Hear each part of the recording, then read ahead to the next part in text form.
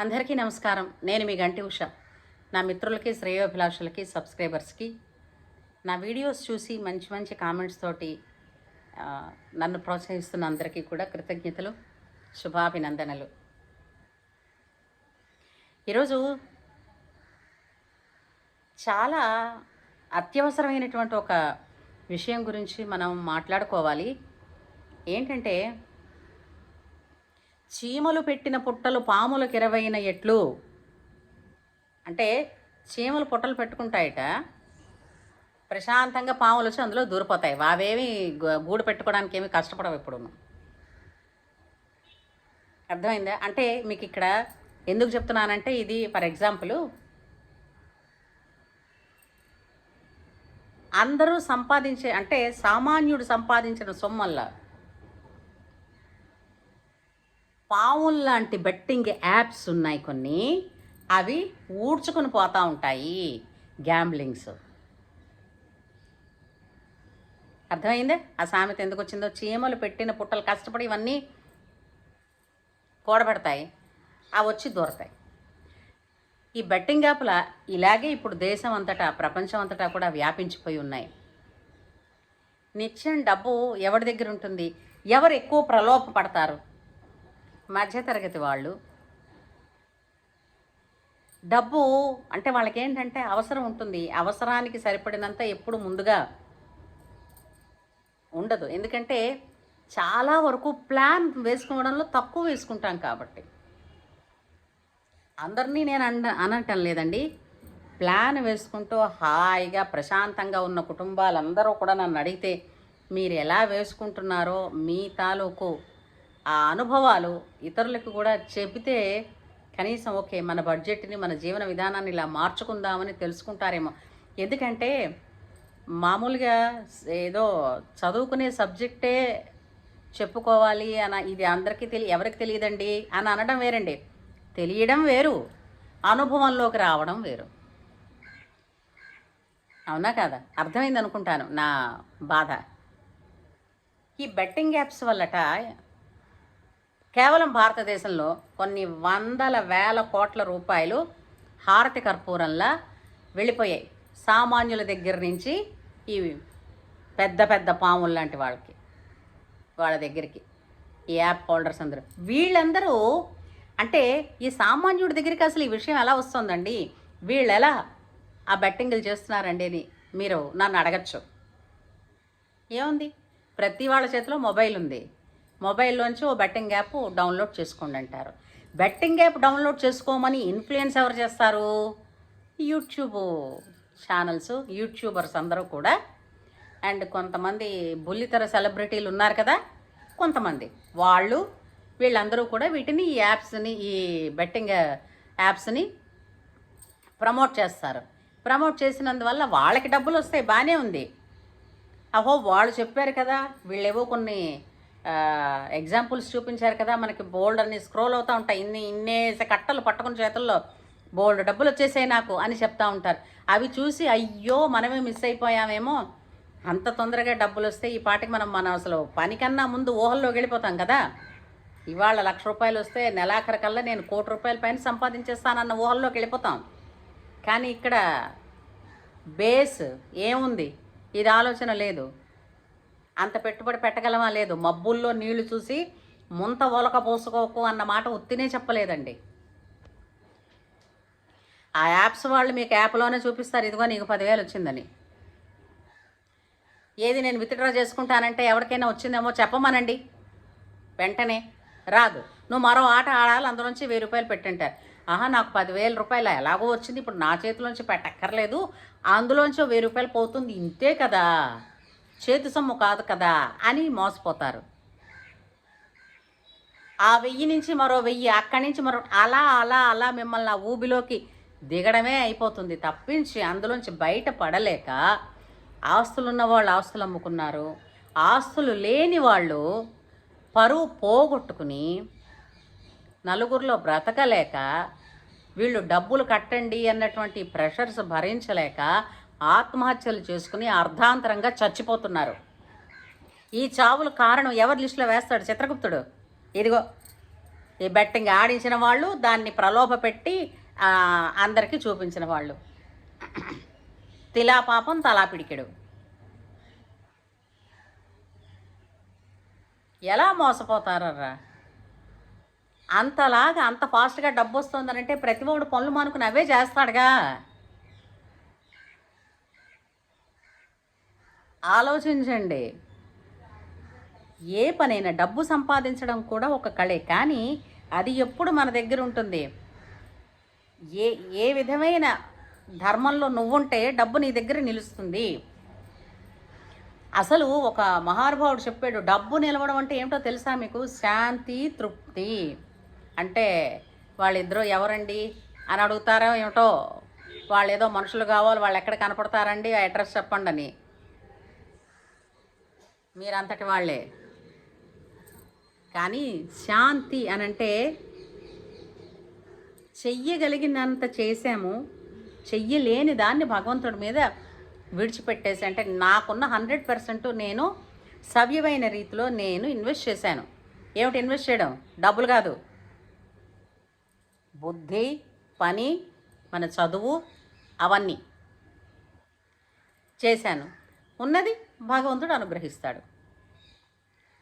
అప్పుడు ప్రశాంతంగా ఉంటుంది మనసు. తృప్తి ఎప్పుడు వస్తుంది? నాకు ఉన్న దానిలోంచి నేను ఎలా జీవించాలనుకుంటున్నానో న్యాయంగా నా బాధ్యతలు నెరవేరుస్తూ ఉంటాను. ఇందులో నేను చేయవలసిన సేవింగ్స్ ఏమున్నాయో అవి నేను చేసుకుంటాను. ఇంతకు మించి అనవసరమైన ప్రలోభాలలో పడను, అనవసరమైన రాద్ధాంతాల్లోకి వెళ్ళను, అనవసరమైనటువంటి పెద్దవి నెత్తికెత్తుకోను. ఏమిటి అప్పులు కావచ్చు, భారాలు కావచ్చు అన్నవాడు ప్రశాంతంగా తృప్తిగా ఉంటాడు తనకున్న దాంతో. మనకి గొప్పవాడెవడు అని అంటే చెప్తూ ఉంటారు, నెత్తి మీద రూపాయి అప్పు లేనివాడు గొప్ప ధనవంతుడయ్యా అని అంటుంటారు. అలా అంటే మళ్ళీ కొంతమంది తెలివైన వాళ్ళు అంటారు, టాటా బిర్లాలకు అప్పులు లేవా? అప్పులు చేస్తూ ఉంటారు. అయ్యయ్యో, అవి మనకెందుకండి? మనం టాటా బిర్లాలం ప్రస్తుతం కాదు కదా. మనకి వచ్చే రాబడెంత, మన ఇంట్లో ఎంతమంది దాని మీద ఆధారపడి ఉన్నారు, మనం ఎలా దాన్ని ఒబ్బిడి చేసుకుంటూ ఎలాగా ఆరోగ్యంగా ఆనందంగా సమాజంలో ఒక గుర్తింపు గౌరవంతో ముందుకెళ్తామని. ఇంతే కదండి. మొన్న మధ్యనే ఒక ఆటో అతను ఆత్మహత్య చేసుకున్నాడు, లక్షలు పోగొట్టుకుని. విశాఖపట్నంలోనే ఒక కుర్రాడు 4 కోట్ల రూపాయలు ఎక్కడి నుంచి వచ్చాయండి? పార్సలు ఉన్నాయంటే అమ్ముకుంటున్నారు. ఏం చేస్తున్నారు? దీనివల్ల ఏం పెరుగుతున్నాయో తెలిసిందా? దొంగతనం పెరుగుతుంది. ఇంట్లో మీ పిల్లలు సంపాదన లేకుండా ఈ బెట్టింగ్ యాప్ల మీద పడి డబ్బులు వస్తే తీసుకుంటారా లేదా? ముందు పెడదానిలే మదుపు, నాన్న వాళ్ళకి నేను డబ్బు సంపాదించి చూపించేస్తానన్న వేధవ తెలివితక్కువ ఆ పనులు చేస్తూ ఇంట్లో ఉన్న డబ్బులు దొంగతనం. మీ పిల్లల్ని మీ ఇంట్లోనే దొంగలుగా మారుస్తోంది ఈ బెట్టింగ్ యాప్. ఇంతే కాకుండా డబ్బులు ఇవ్వకపోతే తల్లిదండ్రుల్ని చంపే స్థాయికి వెళ్ళిపోతున్నారు. అంటే మరి ఉచ్చం నీచం లేదు, మోరల్స్ లేవు. ఇంతకీ కారణం ఏంటంటే పెంపకంలో సంస్కారం. మనం మొబైల్స్లో ఎన్నో దొరికేస్తున్నాయి. అవసరమైనవి ఉన్నాయి, అనవసరమైనవి ఉన్నాయి. ఫిల్టర్ చేసుకోవడం ఎలా తెలియాలి? మనకి తెలియాలి. రోజుకి భగవద్గీత శ్లోకం ఒకటి చదవండి. అంటే అందరూ భగవద్గీత చదివారా? పోనీ భగవద్గీత చదివారా లేదా అన్నది కాదు. న్యాయంగా బతకాలంటే ఏం చేయాలని బతికిన మహానుభావుల గురించి తెలుసుకోండి. మన తెలంగాణకి ఒకప్పుడు అడిషనల్ డైరెక్టర్ జనరల్ ఆఫ్ పోలీస్గా విసి సజ్జనార్ ఐపీఎస్ ఆయన సర్వీసెస్ ఇచ్చారు. ఇప్పుడు ఆయన తెలంగాణ ట్రాన్స్పోర్ట్ కమిషన్ ఉంది కదా, రోడ్ ట్రాన్స్పోర్ట్ కమిషన్, దానికి ఆయన ఇప్పుడు ఎండీగా వ్యవహరిస్తున్నారు. అతను ఒక ఇంటర్వ్యూలో చెప్పారు, సోషల్ మీడియా యాక్ట్ కింద యూట్యూబర్స్ని, అంటే ఈ బెట్టింగ్ యాప్స్ని ప్రమోట్ చేసే యూట్యూబర్స్ మీద ముందు కేసులు నమోదవుతున్నాయి, వాళ్ళందరూ జైల్లోకి వెళతారు. ఇట్స్ ఏ అఫెన్స్ అన్నమాట. ఎట్లాంటిది? Punishable offence. ఏం పనిష్మెంట్? ఇంప్రిజన్మెంట్ ఉండే అఫెన్సు. కాబట్టి యూట్యూబర్స్ తస్మాత్ జాగ్రత్త. మన తెలిసిన వాళ్ళ రీతు చౌదరి, తర్వాత హర్ష సాయి, విష్ణుప్రియ, ఇట్లాంటి మనకి తెలిసిన వాళ్ళందరూ వాళ్ళ మీద కేసులు ఫైల్ అయిపోయాయి. ఒకప్పుడుట వీళ్ళు బెట్టింగ్ యాప్స్ ఇచ్చేసి, అంతవరకు ఎందుకు నటి సురేఖారాణి ఆమె కూతురు కూడా మనను ఒక డిక్లరేషన్ ఇచ్చింది. ఏమిటని, ఒకప్పుడు తెలుసో తెలియకో, ఇప్పుడు ఈ రీతు చౌదరి వీళ్ళందరూ కూడా తెలుసో తెలియకో బెట్టింగ్ యాప్స్ ప్రమోట్ చేశారట. తెలుసో తెలియకో ఏమి నోట్లో వేలెట్టుకుని కూర్చున్నారా? బెట్టింగ్ యాప్ల వల్ల డబ్బులు పోతాయని నీకు తెలీదు? అప్పుడు డబ్బులు ఇచ్చినప్పుడు పుచ్చుకున్నారు. ఇప్పుడు కేసులు పడుతున్నాయని తెలిసి మేము ప్రమోట్ చేసాం కానీ మీరు ఆడండి అని చెప్పామా? ప్రమోట్ చేయడం ఎందుకు చేసావైతే? అన్నీ అబద్ధపు ప్రలోభాలేనండి. ఏది చూడండి అవన్నీ కూడా మళ్ళా ఏదో కులనాశనం వంశనాశనమును అన్నట్టుగా అవుతోంది. వాళ్ళందరూ అప్పుడు యాప్లో మీకు యాడ్స్ ఇచ్చేసుకుని, ఆ శ్యామల గారు కూడా వైసీపీలో చేశారు అప్పుడు స్పోక్స్ పర్సన్గా. అమ్మ శుద్ధపూసని అన్నట్టుగా అన్ని కబుర్లు చెప్పావు, ప్రజలకి సర్వీస్ అని. ఏంటి ఈ యాప్ల ద్వారా నువ్వు కూడా డబ్బులు సంపాదించుకుని యాప్లు ఆడండి అని, రమ్మీలు అవి ఆడండి, డమ్మీలును, అవన్నీ డమ్మీలే, ఏవి నిజంగా వచ్చేవి కాదు, తెలుసుకోండి. మళ్ళీ చెప్తున్నా, ముందు మన ఇంటి ఖజానాకి చిల్లు పడకుండా చూసుకోండి.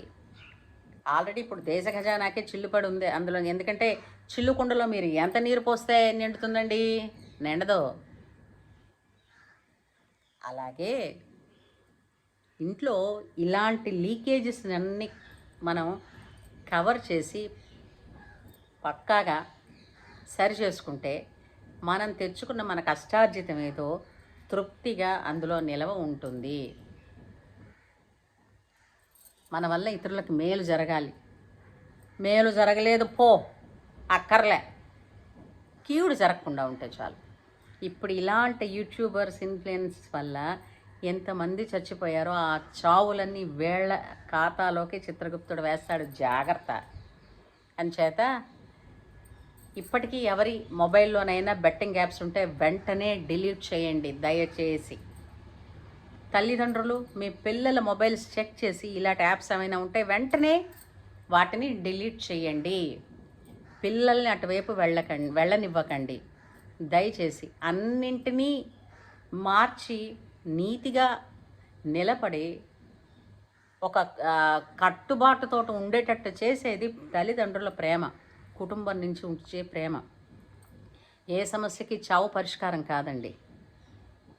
అలా బెట్టింగ్ యాప్లు వేసిన వాడు మీ మీద డబ్బు అంత వెంటనే క్లెయిమ్ చేయలేడు కూడా.